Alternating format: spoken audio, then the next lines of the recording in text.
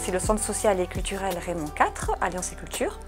Donc c'est un centre social avec différentes actions. Donc il y a le pôle petite enfance avec la ludothèque 0-6 ans, avec une éducatrice jeunes enfants. Et je travaille ici au centre social sur le pôle ludothèque. On accueille des enfants âgés de 0 à 6 ans avec un adulte accompagnant. La ludothèque, c'est un lieu de jeu, donc on vient jouer avec son enfant ou ses enfants. Le deuxième volet, c'est qu'on peut emprunter, comme on fait d'un livre à la bibliothèque. On emprunte et on ramène. Ce qui permet de faire un roulement pour les jeux et d'avoir des jeux qui correspondent aux besoins ou aux désirs de l'enfant ou d'essayer des choses aussi. Par exemple, avant Noël, on se dit tiens, je pense à ça, mais est-ce que ça lui plaît? On est ouvert les mardis, mercredis, jeudis et un samedi matin par mois, ce qui permet aux parents qui travaillent toute la semaine d'accéder au lieu. C'est pas une garderie, c'est un moment d'échange avec son enfant et aussi avec les autres enfants, de le découvrir son enfant et soi-même aussi en position de parent, d'échanger avec d'autres adultes, d'échanger avec d'autres enfants et de voir aussi son enfant dans un contexte social, quoi. Ça permet de socialiser avec tous les plaisirs, tous les heurts, tous les conflits que peuvent vivre les jeunes enfants. Ça permet de vivre des situations de jeu en socialisant, en étant avec d'autres personnes.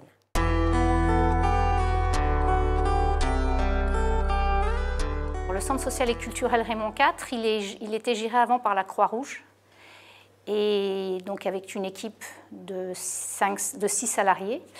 Et en fait, autour de 2016, ils ont commencé à revenir un peu sur leur décision de continuer à gérer. Il y a eu des allers-retours jusqu'à une décision d'arrêter la gestion du centre social. Donc le centre social allait fermer. Il y a eu donc une mobilisation des habitants, des salariés. Et puis comme aussi, je pense que la CAF, la mairie ne souhaitaient pas qu'un centre social ferme sur le centre-ville parce qu'on est le seul équipement social sur le centre-ville. Il y a eu une mobilisation des adhérents, des habitants qui se sont effectivement constitués en association Remue-Ménage. Ils étaient d'accord de continuer l'aventure, mais pas seuls. Donc ils se sont retournés vers d'autres gestionnaires possibles. Et c'est comme ça qu'ils ont rencontré Alliance et Culture et qu'ils ont décidé de poursuivre le chemin. Il y a une convention qui s'est mise en place entre l'association des adhérents habitants et Alliance et Culture. Parce qu'il faut savoir que sur un centre social, il y a une ADN, il y a quelque chose qui fait vraiment vivre.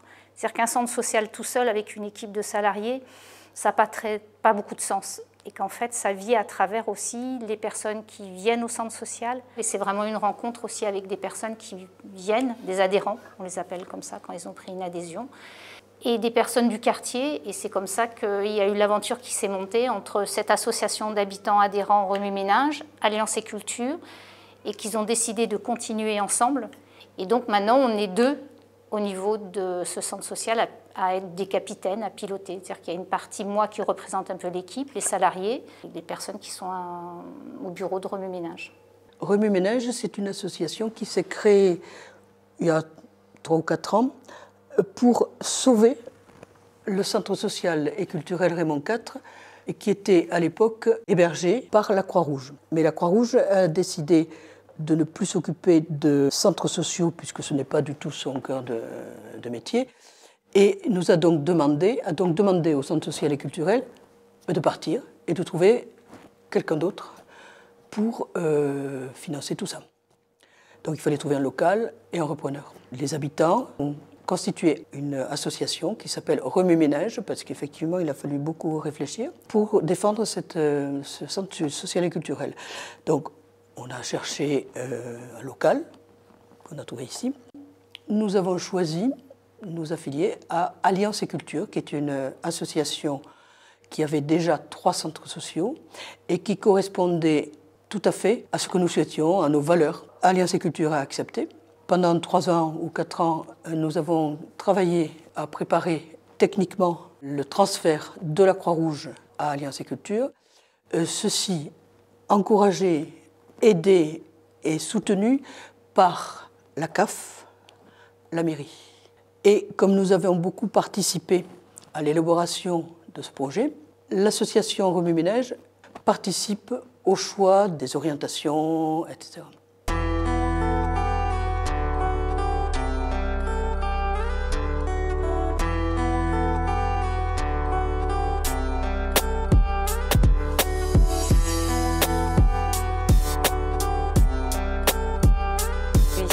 Sur le centre social, on touche des populations très différentes. À un niveau d'échelle sociale, si on se réfère à l'argent, par exemple, il y a des gens qui ont 0 revenu et d'autres qui ont des situations qui apportent un revenu confortable. Il y a des gens qui maîtrisent bien la langue française, il y en a d'autres qui l'apprennent. Voilà, il y a toutes sortes de personnes. Voilà, on a des profils très variés et c'est ce qui fait la richesse du lieu. Parce que moi, j'anime aussi dans le sens de présenter les gens les uns aux autres et de créer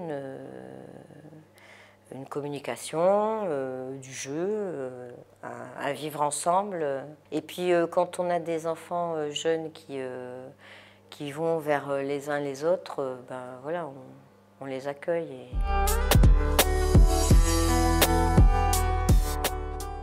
Je m'occupe de l'accompagnement à la scolarité dans le cadre du CLAS.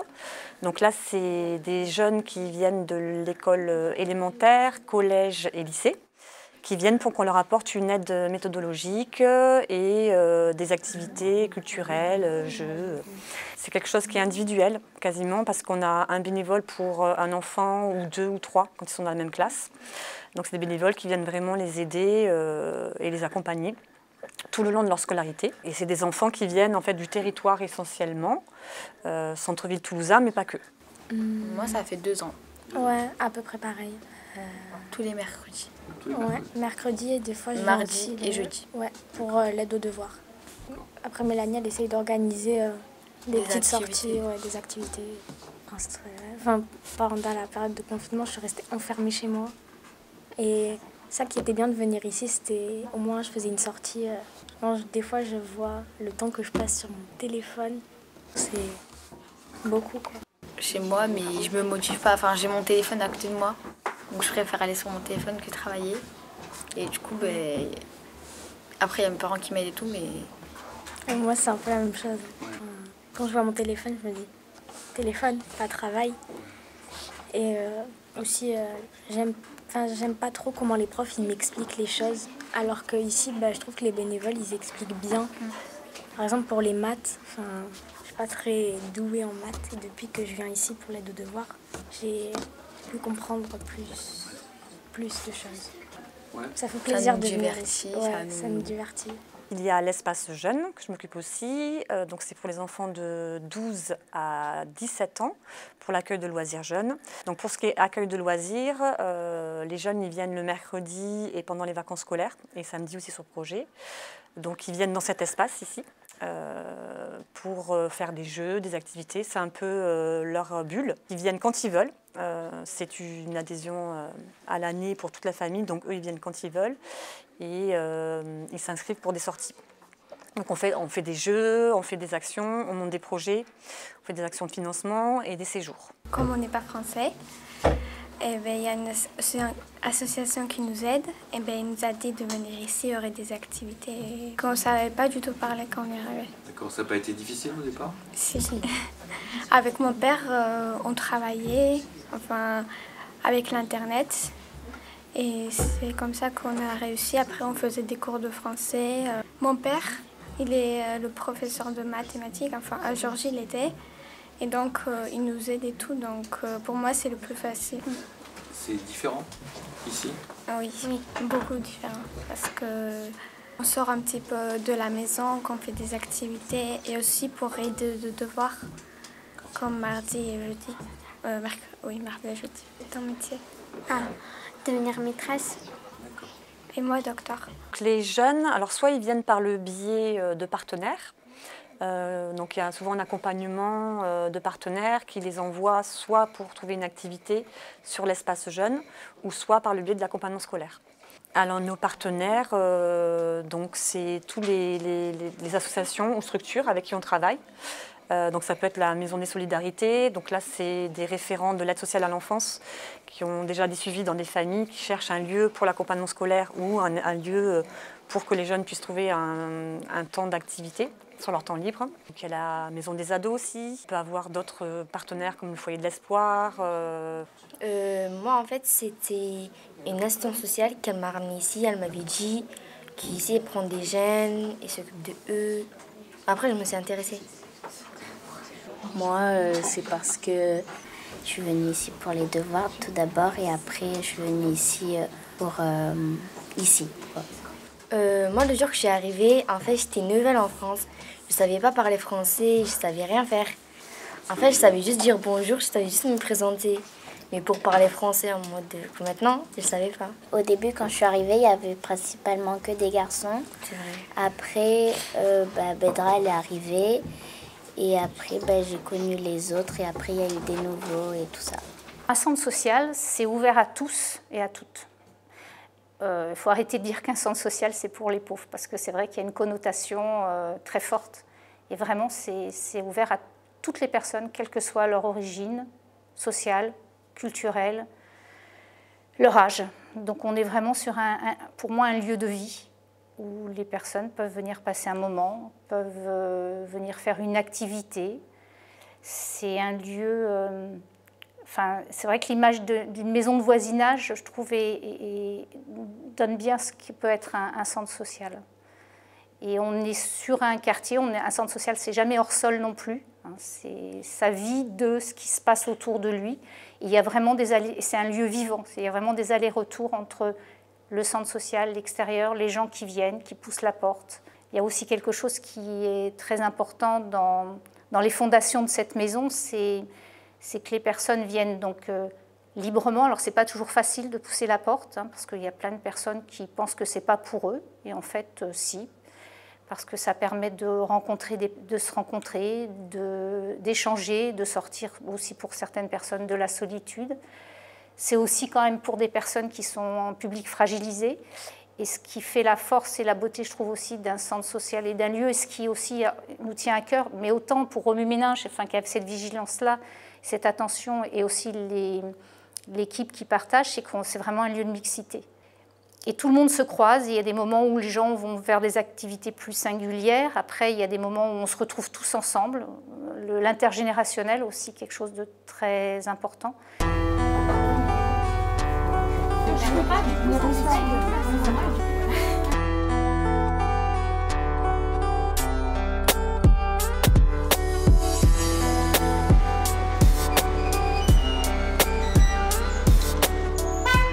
Au sein du centre social, j'ai différentes tâches qui sont l'accueil du public adulte, donc l'organisation d'ateliers pour les adultes. Je suis référent famille, donc c'est la mise en place d'actions famille avec les adhérents que l'on reçoit ici. Ce qui me prend beaucoup de temps actuellement, c'est d'accueillir des personnes sur rendez-vous pour les aider dans des démarches administratives. Le terme écrivain public est utilisé par les autres centres sociaux et qui du coup est un peu utilisé pour moi aussi. Les gens viennent pour voir un écrivain public. Voilà. Ça va de quelqu'un qui a 18 ans jusqu'à 90 ans, qui peut venir pour des problèmes administratifs liés au numérique. C'est quand même une grande majorité des demandes actuellement. Mais ça peut être avoir des informations, des conseils, les aider à lire un courrier, les orienter, enfin, c'est très large. C'est l'occasion pour eux aussi de parler d'autre chose que du problème pour lequel ils viennent. Pour moi, en tout cas, de leur donner des conseils et essayer de les orienter vers d'autres partenaires quand c'est possible. La plupart des administrations n'écrivent plus pour les gens. Donc leur dernier recours, quand ils ne savent pas écrire ou ils ne savent pas s'exprimer, c'est trouver quelqu'un qui peut écrire pour eux. Oui. Donc ça arrive régulièrement, oui. De faire des recours pour des dettes, voilà. C'est très fréquent. Oui. Il y en a qui ne viennent que pour ça, qui ne sont pas du tout adhérents du centre social et qu'on a orienté vers nous uniquement pour ça, et que je ne reverrai que pour ça. Et d'autres, oui, s'intéressent, du coup, découvrent le centre social, puisque j'essaye de trouver un petit temps pour leur parler du centre social et de ce qu'ils peuvent y trouver en plus de la fonction d'écrivain public. Et il y en a certains qui adhèrent, oui, bien sûr. Ça a doublé, voire triplé, ouais. Plusieurs facteurs. Il y a le fait qu'il y a des administrations qui n'ouvrent plus leurs portes et qui ne réouvriront peut-être pas leurs portes comme elles le faisaient avant. Que 2023, on est au tout numérique. Donc voilà, tout ça fait que les plus fragilisés sont un peu sur le carreau, quoi. Et quand ils arrivent ici, un monsieur, je faisais rire mes collègues, l'autre jour, il est arrivé, il n'est pas adhérent, il ne connaît pas. Il a tapé à plusieurs portes pour essayer de se faire aider pour des papiers. La CPM, on ne reçoit pas, la CAF, on ne reçoit pas. Il est arrivé ici, il m'a dit vous êtes comme un oasis au milieu des déserts.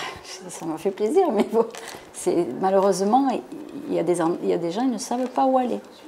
Ils nous confient quand même une partie de leur vie. Quand ils viennent ici, forcément qu'ils livrent des choses. Parfois plus ou moins secrètes quand même. On a une supervision une fois par mois qui nous permet aussi, si on a des situations qui sont compliquées, de l'aborder et de la voir différemment. Après, voilà, moi j'ai un tempérament où j'arrive à absorber tout ça, mais évidemment que ça ne laisse pas...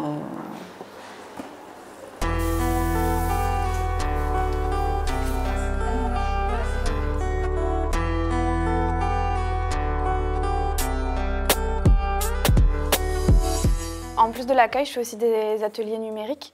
On a donné ce nom, en fait c'est un accompagnement individuel au numérique. Donc là, tout à l'heure c'était sur un PC, voilà, avec un ordinateur.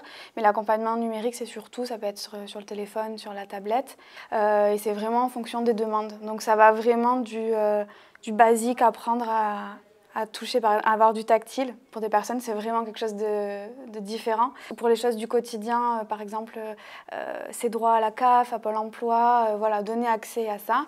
Ça peut être faire Excel, Word, voilà, c'est vraiment un éventail assez large en fonction des demandes des personnes. Là, pour le moment, ceux qui sont venus, c'est plutôt des personnes âgées. On voit que les personnes qui viennent en rendez-vous individuel, certes, il y a de l'accompagnement numérique, choses comme ça, mais il y a aussi juste discuter, juste venir, prendre rendez-vous, discuter.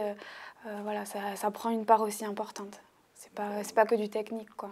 Et du coup, la particularité aussi de travailler avec Remue Méninge, et donc d'avoir des bénévoles qui puissent proposer des choses, tout ça, de pouvoir les guider, voilà, dans cette optique.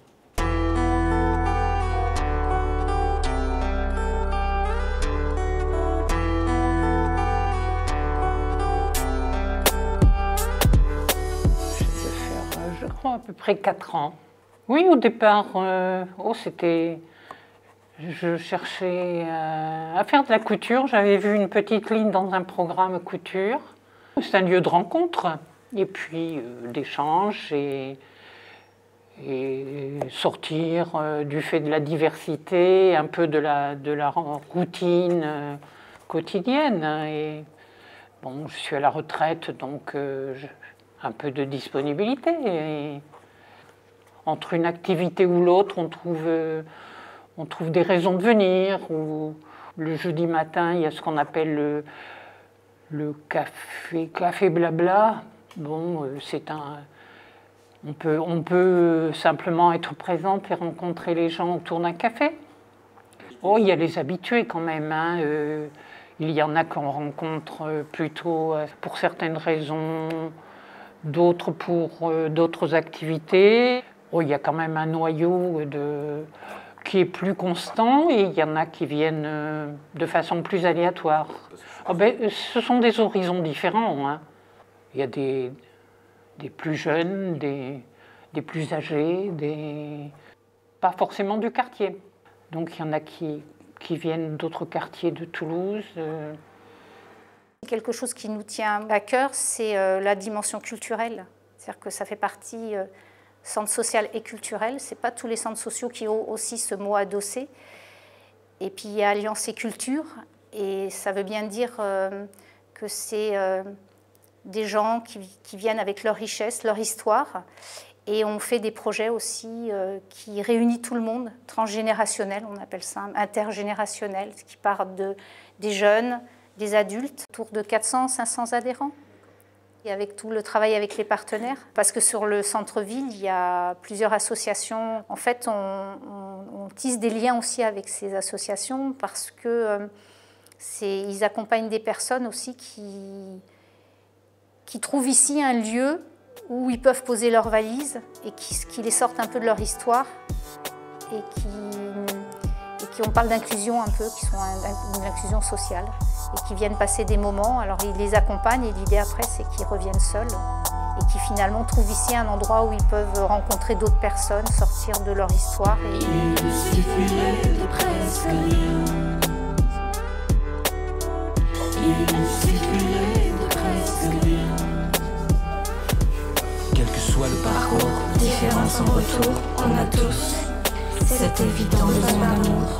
La richesse est un don qui parfois se confond entre égoïsme et confusion. Repensons l'essentiel, partageons le meilleur, mais aussi les douleurs. L'inclusion est un son qui doit donner le ton. Quelle est la conclusion? Il suffirait de presque rien. Juste tendre la main. Il suffirait de presque rien pour changer le destin. Il suffirait de presque rien. L'inclusion est un son. Il suffirait de presque rien qui doit donner